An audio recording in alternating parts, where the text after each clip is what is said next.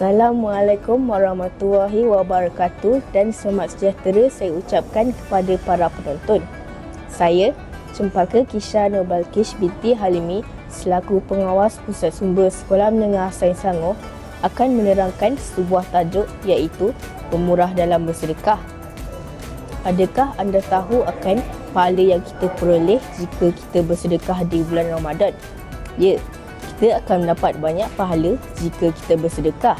Tetapi, pahala kita akan digandakan sebanyak 700 kali jika kita bersedekah di bulan Ramadan. Oleh sebab itu, kita digalakkan untuk bersedekah di bulan Ramadan maupun di bulan biasa. Adakah anda kekurangan wang untuk disedekah?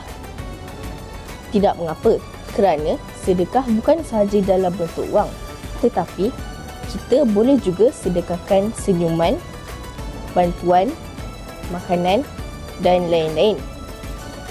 Sedekah merupakan ibadah umum. Jadi, ia merupakan ibadah yang mudah untuk kita peroleh keuntungan besar. Berikut merupakan kebaikan bersedekah di bulan Ramadan. Yang pertama, hapuskan dosa. Sedekah dapat menghapuskan dosa kita sebagaimana air memadam api.